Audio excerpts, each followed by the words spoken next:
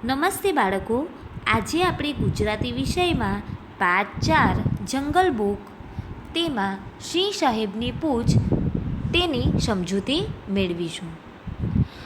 એક મોટું જંગલ હતું. જંગલનો રાજા સિંહ હતો. એક મોટું જંગલ હતું અને આ જંગલનો રાજા સિંહ હતો.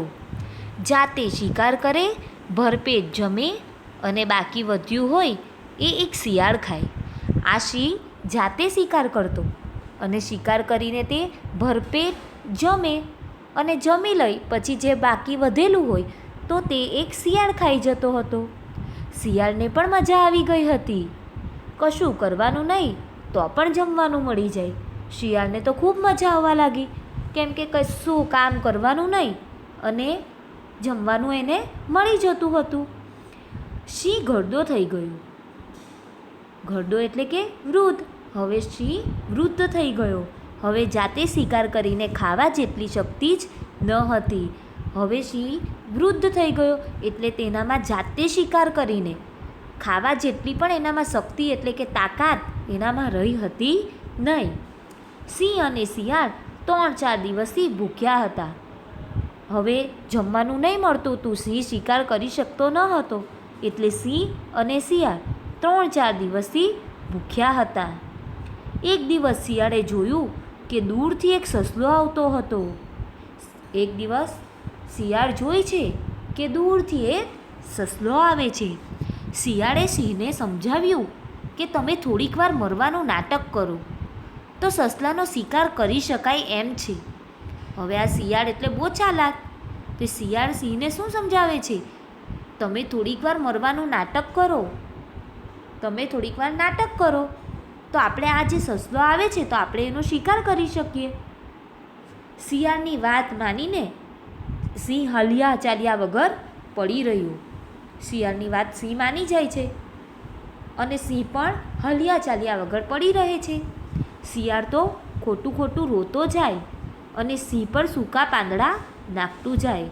શિયાળ રડવાનું નાટક કરે છે અને ખોટું ખોટું રડે છે અને સિંહની ઉપર સૂકા પાંદડા નાખતું જાય છે. સસલાએ આવીને પૂછ્યું, આ શું કરો છો શિયાળભાઈ? હવે નજીક સસલાભાઈ આવી જાય છે અને પૂછે છે કે શું કરો છો શિયાળભાઈ તમે? તો દેખાતું નથી? સિંહ રાજા મરી ગયા છે. તું પણ અહીં આવ અને રાજાજીને દાટવામાં મને મદદ કર. શિયાળભાઈ શું કહે છે તે સાંભળજો. દેખાતું નથી? આ સિંહ રાજા મરી ગયા છે. તું પણ અહીંયા આવ અને રાજાજીને દાટવામાં મને મદદ કર.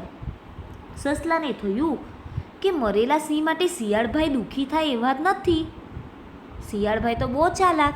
સસલાને પણ ખબર હતી એટલે સસલાને થયું કે આ મરેલા સિંહ માટે શિયાળભાઈ દુઃખી થાય એવા નથી. નક્કી કંઈ ગરબડ લાગે છે. સસલો થોડી વાર સુધી પડેલા સિંહને બરાબર જોતો રહ્યો અને શિયાળને કહ્યું, તમારી કંઈક ભૂલ થાય છે. હવે સસલો પણ થોડીક વાર સુધી જે સિંહ મરી ગયેલો હતો તેને બરાબર જોયા જ કરે છે અને શિયાળને પછી કહે છે, તમારી કંઈ ભૂલ થાય છે. સિંહ મરી જાય એટલે તેનું ફક્ત શરીર અક્કડ થઈ જાય પણ એની પૂંછડી તો હલે. સસલાભાઈ પણ ચાલાક હતા એટલે એમ કહે છે કે સિંહ મરી જાય ને તો એનું તો ફક્ત શરીર જ અક્કડ થઈ જાય. શરીર હલી નહીં શકે પણ એની પૂંછડી તો હલી શકે. જુઓ, સિંહ રાજાની પૂંછડી તો જરાય હલતી નથી પણ આ સિંહની પૂંછડી તો જરાય નથી હલતી. ખોટું ખોટું સૂતેલા સિંહે આ વાત સાંભળી એટલે એને તરત જ પૂંછડી હલાવી. હવે સિંહે પણ નાટક કરેલું હતું એટલે ખોટું ખોટું સૂતેલા સિંહભાઈ આ વાત સાંભળે છે ને એટલે એણે તરત જ પૂંછડી હલાવવા લાગી. સસલાને સાચી વાતની ખબર પડી કે તરત જ એ ત્યાંથી ભાગ્યો.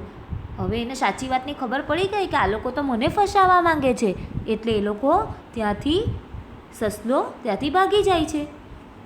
સિંહ અને શિયાળ ફરીથી કોઈને ફસાવવાની રાહ જોતા બેઠા રહ્યા અને સિંહ અને શિયાળ આ બંને જણા સસલા સિવાય હવે બીજા કોઈને ફસાવવાની રાહ જોઈને બેસી રહ્યા.